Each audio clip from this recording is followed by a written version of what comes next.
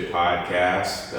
I'm B.Ware, the Nesby Entrepreneurship Special Interest Group, aka the SIG, co-director. I know, right? Sounds real fancy. I'll introduce Jayton Harps. Yep, my name is Jayton Harps, and I'm the programs chair for the Nesby SIG Entrepreneurship Group.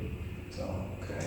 yeah. Last but not least, I'll let you introduce yourself, our distinguished guest. I'm Cassandra Schaeg. I'm the founder and CEO of Sip Wine and Beer here in Escondido, California. All right, yeah, we're all the way here in Escondido. You are our first female woman interviewee here, so yeah, you get to break You the had to come mold. all the way north for this. You had to come all the way north for this, I know.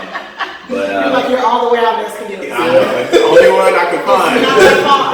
No, it's not that far. For those in San Diego, if you ever visited, it's not that far. Take some time to come out and support this beautiful business here, Black-owned wine bar. I don't know how many of them there are in this wonderful state and city. I'm sure not many. So let's do our service and support.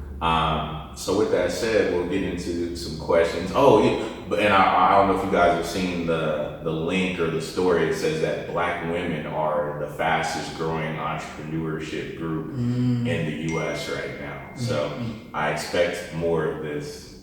And why do you think that? Just before we get into why do you think that? Because we understand the struggle, the hustle. That's true. I think too, just, women are just naturally better at taking care of, business, I'll say. You know what I mean? In terms this on camera? Yeah, I know, right? Just, people, finances and all that. I know in my family, I've seen the women have been, the strong, cornerstone. My grandma's always preaching, saving her money and doing these different things and all that. So after a while, you're like, well, I'm gonna be the business now. I'm gonna give this fool the money or something. I can do this. I can do that all by myself.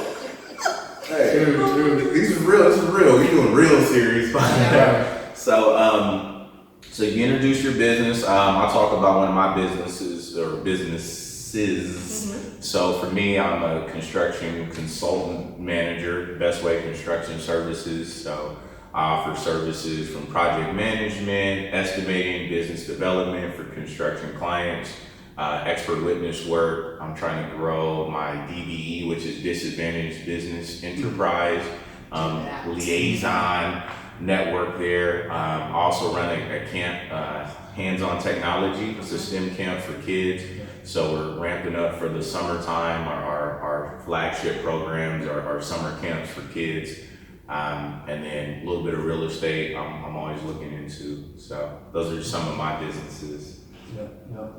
Yeah, so I'm actually in the ATM business. It's called Optimum ATMs. So literally install ATMs. And when you use your credit card, that surcharge, I get a profit for that. Okay. So I've been doing that for a while. And then my other business is actually with my mom. Okay. It's called To Neccessary. And pretty much our mission is to encourage, inspire, and empower children and adults to fulfill their dreams and reach their goals.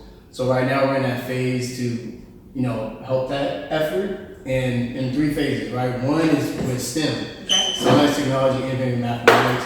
We all know here in the United States it's not as good compared to other countries. So we really want to get that involved with, starting from the kids all the way to the adults. We also want to do our licensing for the actual To Neccessary brand. Okay. So we're thinking about, partnering with like Nike and Adidas. Because, and to be honest, when it comes to sports, that can mean anything. So we definitely want to do that. And we have some other things in store. So we're still trying to figure it out. But we've been doing this for like the past 3 months now.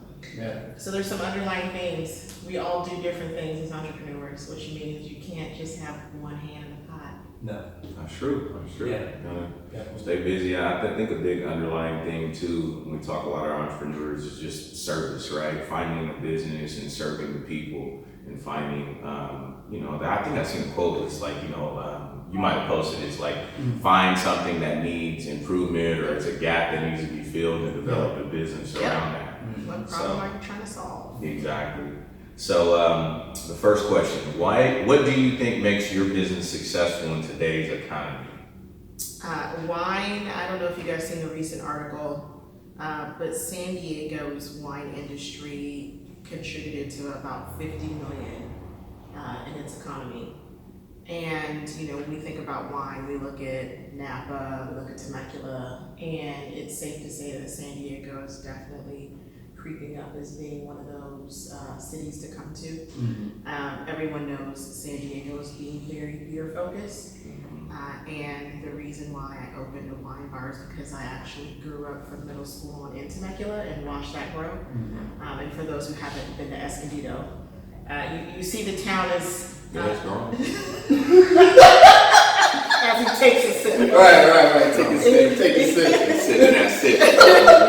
It's evolving, and the wine presence in Escondido is definitely growing. And so when we talk about what's the problem we're going to solve, we're going to basically create an environment of community and culture where we can infuse wine. And, you know, Black people drink wine. Yeah. And living in this town and being one of the few Black people living here, why not? Why not? Why not? Okay, good. Yeah, I've read a lot that Escondido is up and coming. You know, obviously Temecula is growing huge, but I've read a lot about wineries here in Escondido and things like that as well. So Yeah, we have almost 30 wineries in Escondido. there we go. We have a Black winemaker in Escondido. Okay. What's the name of their winery? Altipiano Vineyards. Altipiano, shameless plug. There you go. I got one. I Altipiano. promise. You got one.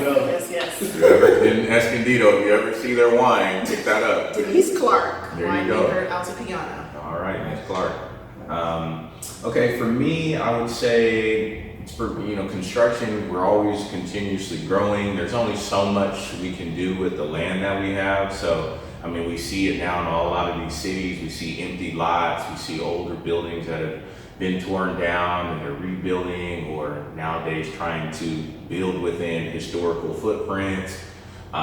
There's a lot that's going on, right? I know you have an endeavor that you're working on. We can touch on that a little bit later, but you may need some help, right? Yes. And as we start to get into these things as business owners and entrepreneurs, we realize that sometimes it can be a little bit more than what we bargained for. And when you start to get into hundreds of thousands of dollars and build out costs, it makes sense to consult with someone who's an expert in that field that could potentially save you some money, because when you're spending $100,000 on a build out and you don't get something right, or you don't capture something, that's an extra $10,000-$20,000 that you don't plan or budget for. So I think that's important. That's my plug for construction consulting. So quick question.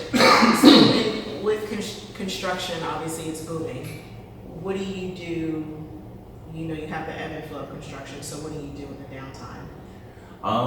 You know what? That's great. So if you're an actual contractor, they have what's called an 8A contract. Okay. So it's a government program that allows you to, basically get contracts for about 8 years. So it's like a set aside program, and you can only use it one time in the lifespan of your business. So a lot of contractors have tapped into that during the downtime. Okay. I think it's like any business, just looking at diversifying, what you do from a contractor standpoint. But I guess for me as a consultant, that's why I mentioned I'll work with small businesses. I'll pick up expert witness work, because what they say too is when construction slows down, when the times slow down, the lawsuits pick up. Okay. Right? Oh, wait, expert witness on what? If I tell you, I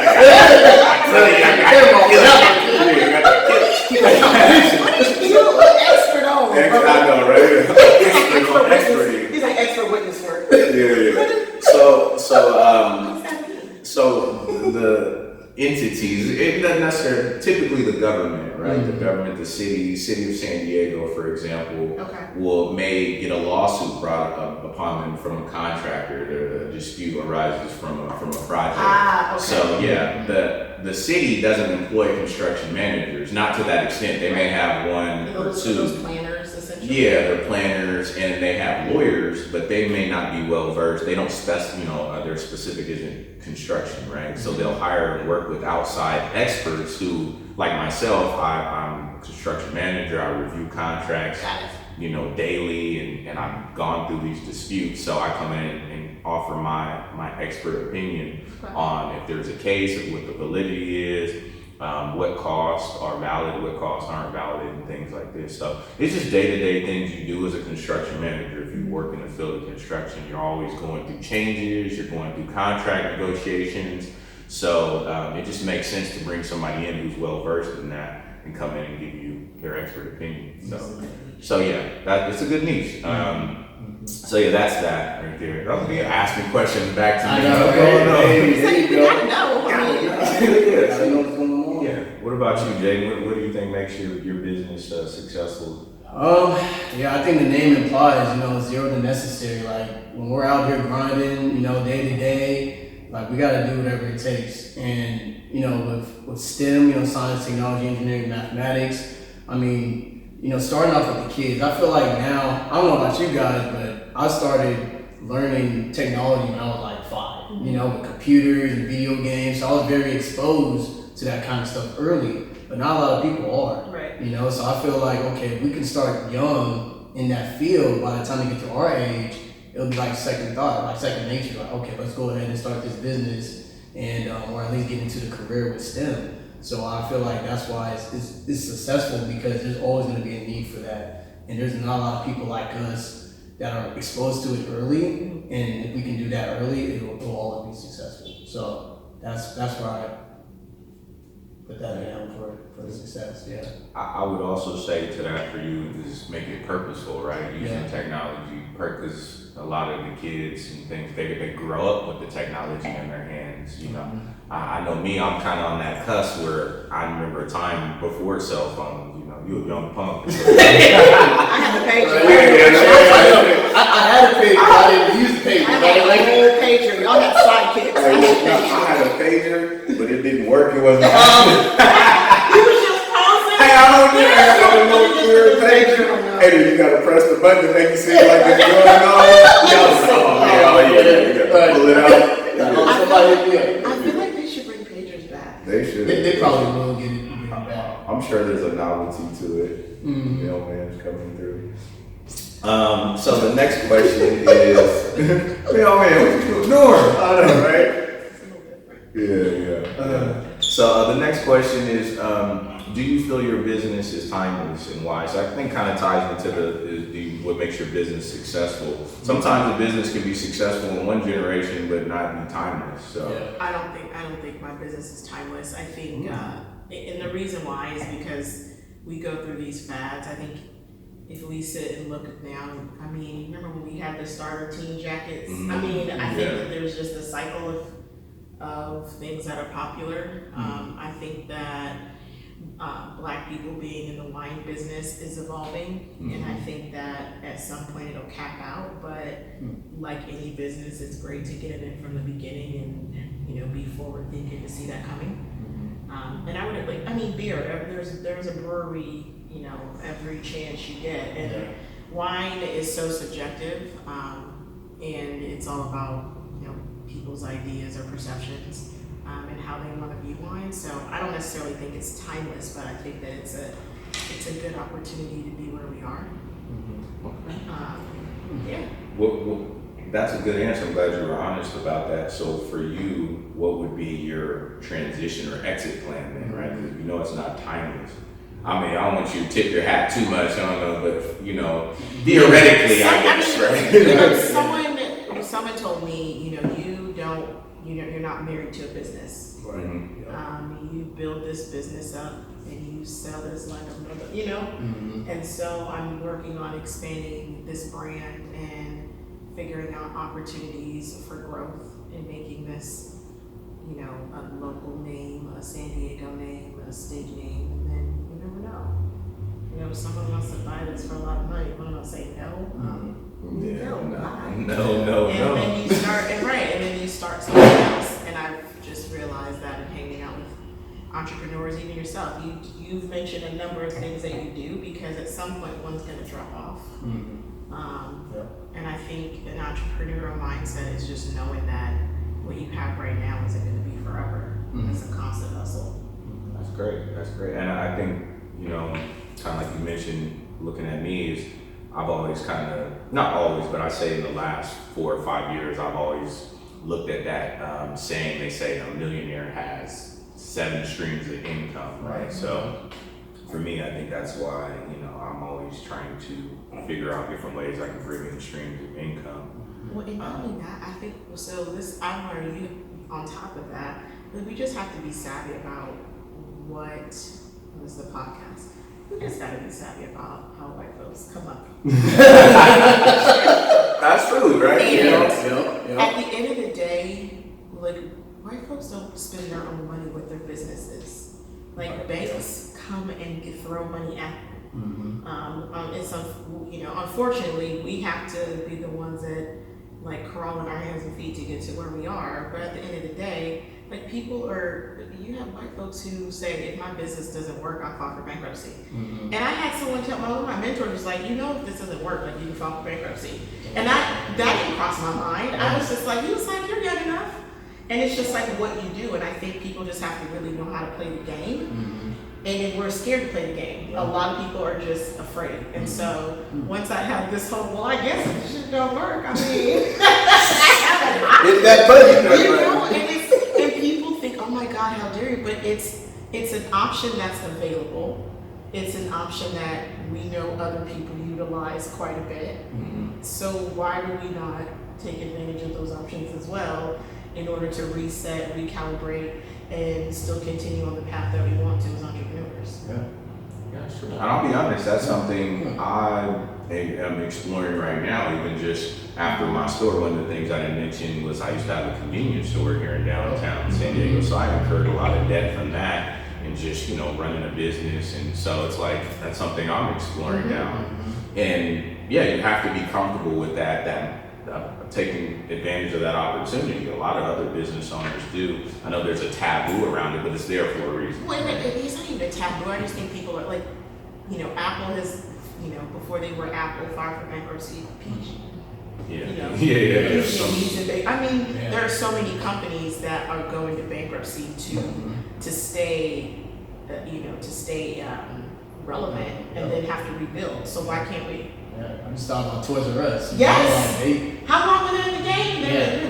Toys R Us. And it's just like, you hear businesses all the time who can't compete. Forever 21? It ain't here forever. Definitely not. It's not. And so, it's not like this brand closes and you walk out the door, but when you really think about Mervyn's, remember Mervyn's? Oh, yeah. That's almost school shopping. So, it's Kohl's now. I mean, pretty much, we just have to have the mindset of being able to evolve and figuring it out. Jayton, for you, do you feel that your business is timeless? Yeah, for sure with zero to necessary, but with ATM, definitely not. Like, because of the fact, think about it, we have credit cards now. We don't have to go to a machine just to take out cash. Like, what do you call those apps? Yeah, we got swiping money through apps. Yeah, Cash App. I mean, technology is just so advancing right now, and unfortunately, like brick and mortars and stuff, it's like it can only last for so long. So for sure, with the ATM thing, I know it's not gonna last that long, but it's nice to have for now. Like in the moment, like hey, I'm living it up, and understanding business and what I can take from it for the next thing, which is the zero to necessary, and be able to apply that. So there's ways around it. What's your transition plan? Like, what do you think the timeline is before ATMs start to fade? Ooh, and then how do you plan for that? Yeah, first thing I just thought about was like Bitcoin, and I've heard like there's actually Bitcoin ATM machines, which is crazy, and it's like wow, yeah. So I could see that being like the next big thing, instead of cash, it would just be Bitcoin, and then. Yeah, as far as time frame, it's about to be 2020, but next year, I would say easily within like the next 5 years. Yeah, big time. That's great. Yeah, I can see that. Cash is still king, but it's fading. We see different, industries coming in like Bitcoin and different things like that. But we see some of these older mom and pop shops that are like cash only still though too. Yeah. There's a plus for that. Exactly. Yeah. So timeless business for me, I'll talk about the STEM camps that I do for kids. We're always trying to educate our kids. I think for us with the camps, respect to my partner, Dr. Corey Sewell, the founder of Hands-On Technology. I've learned a lot from him and taking the model of what we do and looking at it in terms of, we're doing STEM, but making it even more simpler. Like, we're really just hosting a camp for kids, right? And people always are going, you need a place to kind of put your kids, right? So, that's your model. That's what makes it. The STEM part may not do that, but it's just the fact that we have, there's always going to be a need for people to put their kids somewhere in the summer while you're going to work and things like that. So, continuously figuring out ways to be engaging and offer something that's different, right? So that's what I feel is timeless about that. So the next question, I feel like you kind of alluded to it in a couple of your answers so far, but what does entrepreneurship mean to you? It's a broad question and for a reason. I think I was actually talking to your friends over at the Aljo company when they first opened. Okay. And I think you, as entrepreneurs, it's a different mindset. We recognize that the circle of entrepreneurship is small, especially for Black folks, especially in San Diego. And so there comes a different thinking that other people may not tap into as entrepreneurs. So I can't go ask a mechanic how to open a business. And oftentimes we're left to our devices and figuring it out. But then when we get to that point, our ignorance is what the biggest risk is. And I guess it's like, what's your price for ignorance? Because, I can open this wine bar, but if people aren't coming in and buying wine, I have no business. And like, that's just the half of it. It's now the grind to stay open and to be relevant and to make enough revenue and to bring people in here and to, create marketing that engages people to come in and create events.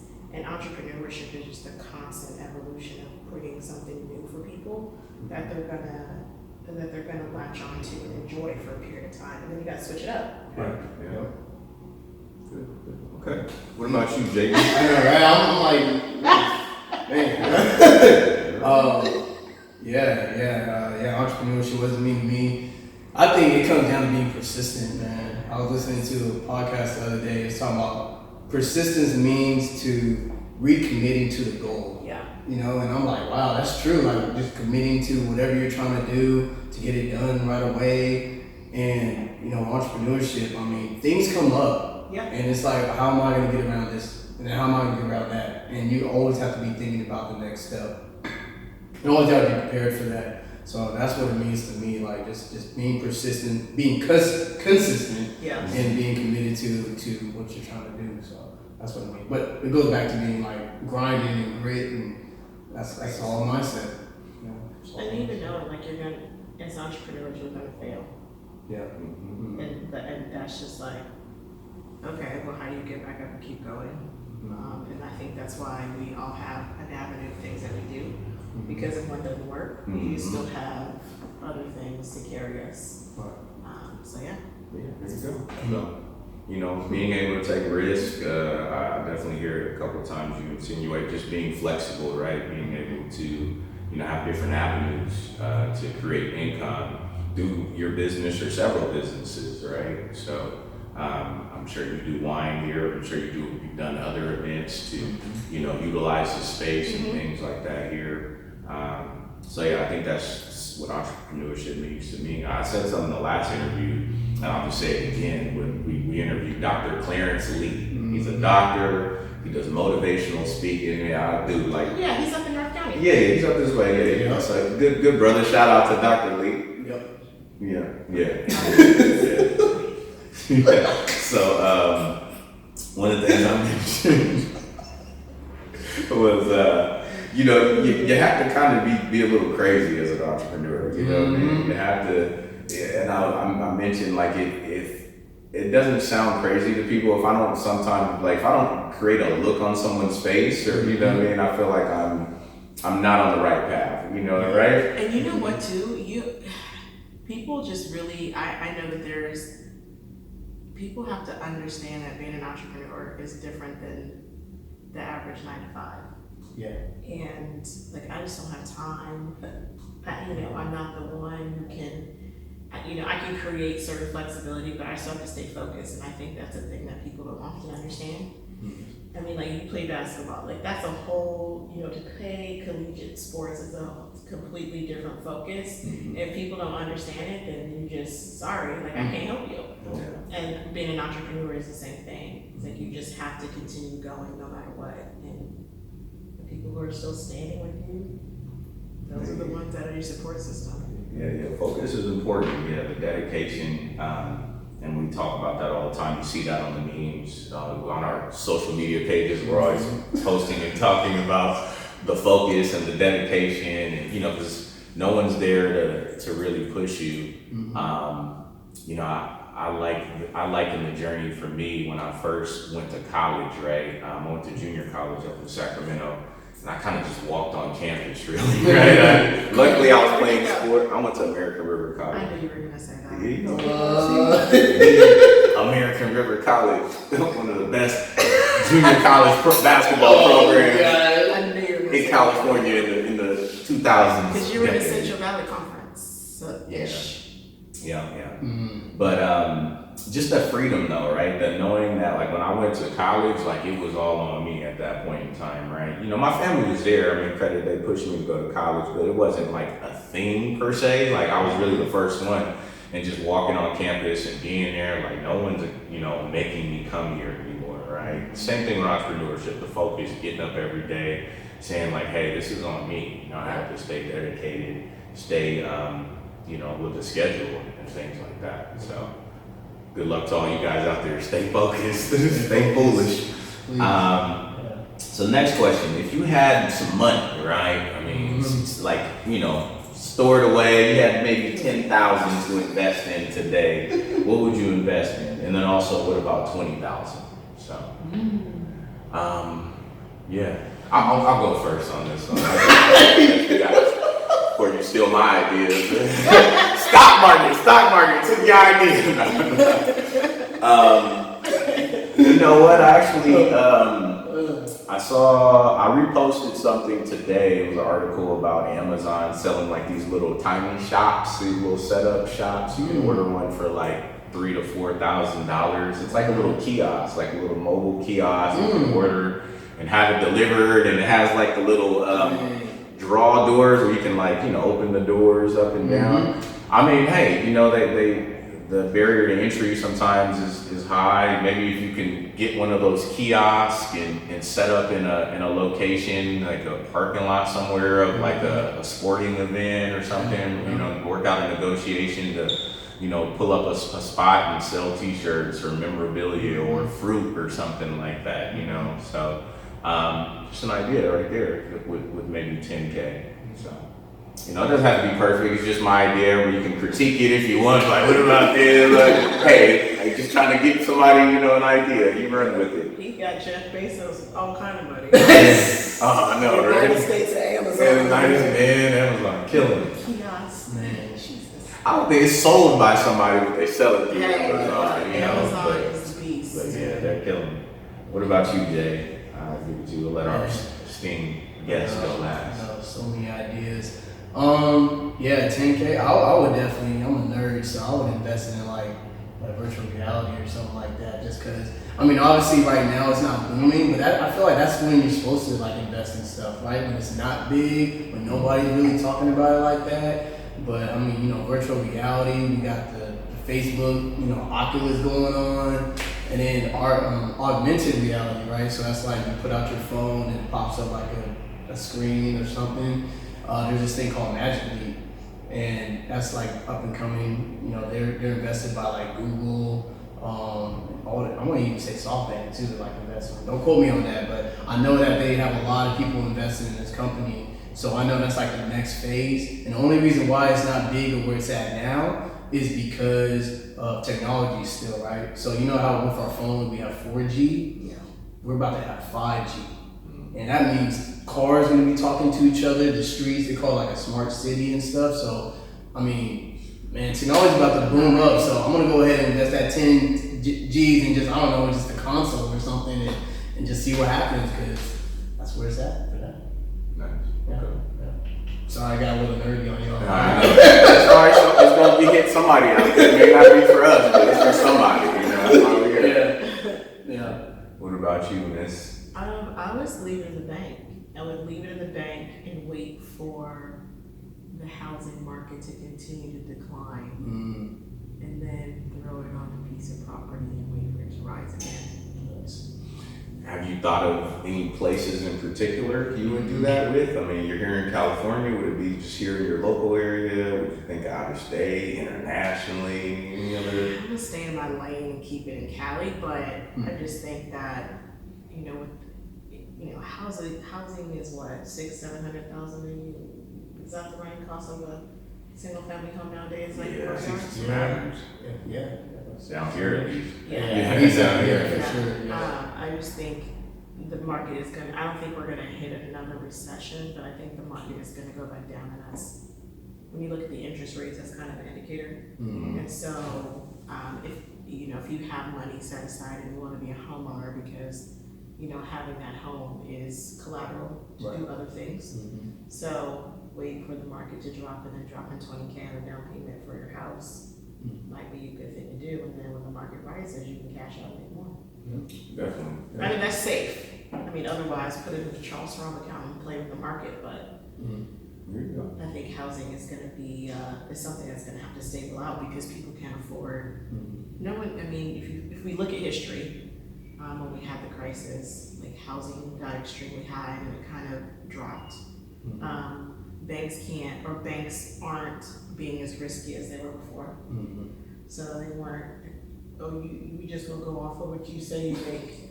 Yeah, exactly. And you gonna get these 4 houses. Right. Remember when everybody had 3 or 4 houses? Yeah. And it was like, dang, and everybody really thought like it was gonna last. So, okay, let's just be a little conservative and say, yeah, the market's gonna drop again. I wanna make sure my credit's in line and I got the money stashed. Because if a foreclosure comes through, I want it. Yeah, it's on. Definitely.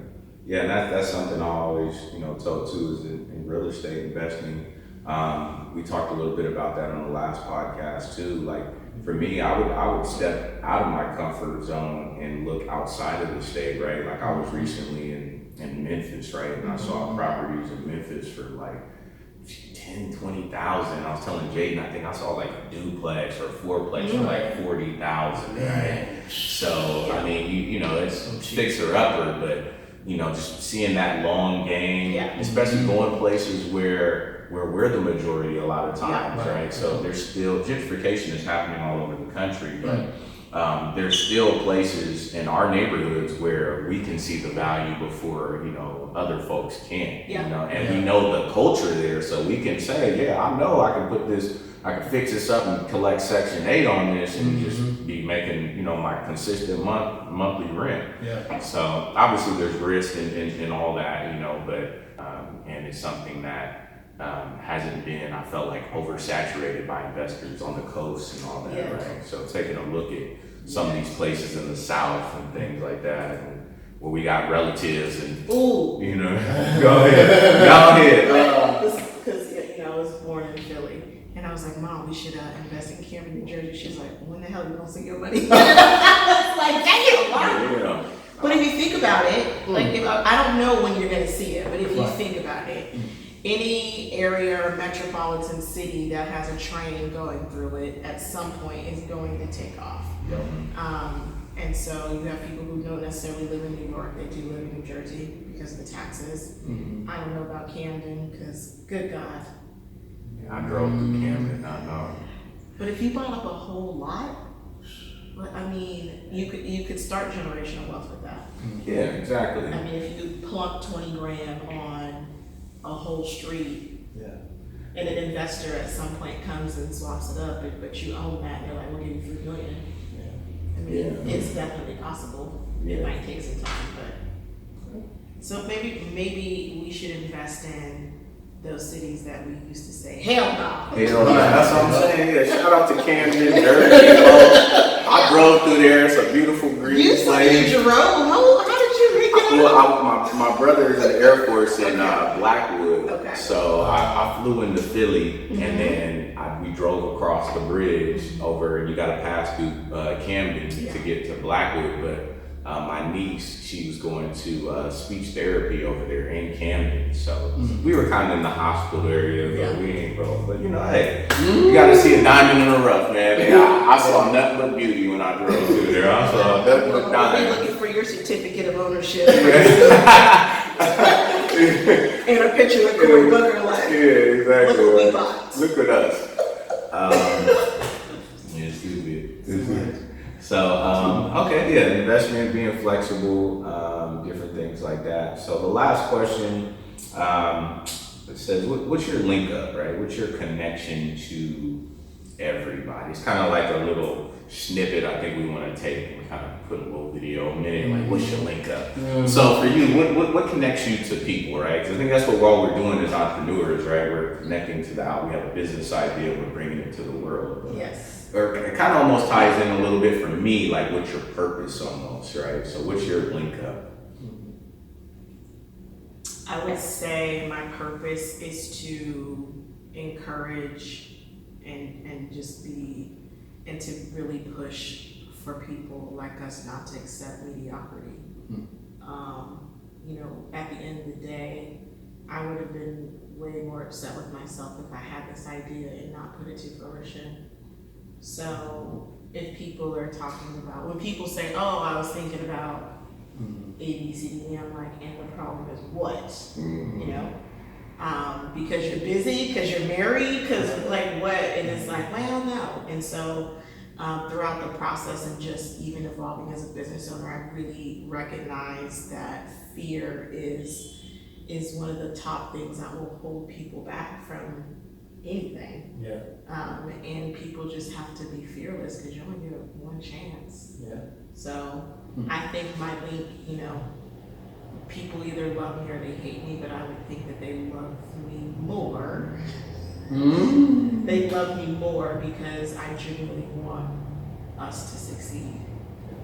So. I believe it. Aww. What about you, Jay? What's your link up? Oh man, my link up, man. I think I'm just a giving person. Like I don't know. Like sometimes it's a plus and minus, right? It's like okay, if you give so much, you get burnt out and stuff. But I don't know. Just how I see it is like what you give out is what you get back. And I really believe in that. And I think people can tell I'm really genuine about it too. I don't be like, hey, you owe me, and that's really not genuine. Yeah. And for me, I just know I just gotta give, and whenever somebody needs some type of help, I'll do my best to look out for them. And you'll be fine. Yeah. You'll always be blessed at the end of the day. Thank you. It's the truth. It really is. It really is. At the end of the day, when you are genuine about what you do and what you love, like the rest of people, I know, the grand scheme of things, you have companies who don't see that, but as small business owners or as entrepreneurs, like every connection we put people to or whatever, it's not to do it for something in return, it's to really help other people, and you'll end up being fine at the end. I think for me it's very similar, just giving back, connecting people. Through Neccessary, I found a lot of that come true, right? I really owe it to the organization and the work I've done, the volunteer work, that's helped me grow my business and my network, right? And I feel like once people see that you're doing things genuinely, they can trust you in terms of doing business with you as well. So, like you said, it comes back.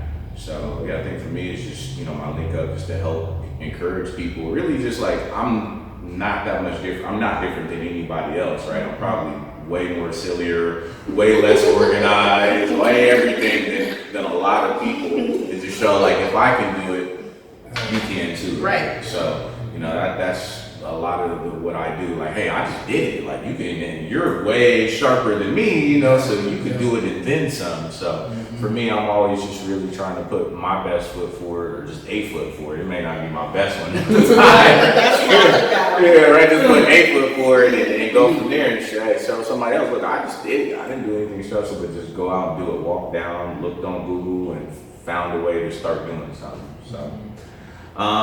So that will conclude our interview. We'll do some shameless plugs on social media and things like that. So how can people reach out to you, find you, give us your social medias and all that? So Sip Wine and Beer is on Facebook. We're on Instagram. We have a YouTube channel called Wineversations. So I'm gonna have to have you two on there. Yeah, we got started already. So I mean, this would be the typical wineversation of, you know, conversations over wine about topics like entrepreneurship. What else? SipWineandBeer.com is our website. Any events coming up for the holidays? Hopefully we get this out before. Let me let before y'all the end of the plug year. your event. Yeah, Christmas events, anything coming up, we should, and you know, in the area, you come by and check out. Well, you know, for those who love wine and support Black-owned winemakers, the McBride sisters out of Oakland, they'll be getting Sip in February, so stay tuned for that news. And then I know Nesby and y'all are having an event here at Sip for the holidays, so. There we go, yeah. And Yelp too, on Yelp, definitely go on Yelp, leave a great Yelp review. Right. Yes, important. Leave those reviews. And then for us, you can, you know, follow us. My personal page is at B.Ware, but our entrepreneurship pages, if you look up on Facebook and LinkedIn, it's the Nesby Entrepreneurial SIG. On Instagram and Twitter, we're like Nesbypreneur SIG. Yeah. So Jayton's been doing a good job coming with the content. I sprinkle a little bit in there, but you know, we're doing a great job there. Jay, how can they follow your other pages as well? For my business, at To Neccessary. You can find me on Instagram and Facebook. And then my personal is at J, and my last name Parks 07. So shout out, you know, I'm there. Like, I'm definitely online a lot. So Yeah. So reach out to all of us if you have questions, if you're, you know, want to inquire about our businesses, our next moves, all that good stuff. So with that said, thank you for your time and being our first. I know, it was a good time. So all right, we done. Cheers. Shout out to the rose here. To the rose. Shout out to Cheers. Last but not least, we have some upcoming events. National Convention is coming up March 25th through the 29th in San Antonio, Texas. The Entrepreneurship SIG is going to be providing great content for you guys. We have a pitch competition. We're looking to back that with, you know, some rewards and prizes. So if anyone out there is interested in as an investor, or knows any minority or black venture capitalist firms, we'd love to connect with them as well and have them potentially sponsor our pitch competition. And also we'll have a Doing Business in Africa workshop, so please come and check that out. There's a lot of great opportunities in Africa right now that'll be hosted by us as well and our co-director, Dwayne Allen. And last but not least, thank you again for watching. Stay tuned. We have plenty of great content for you guys, and let us know what else you guys want to hear and see, and we'll try and bring in guests that you know, answer those questions for you. Thank you very much. Have a great day.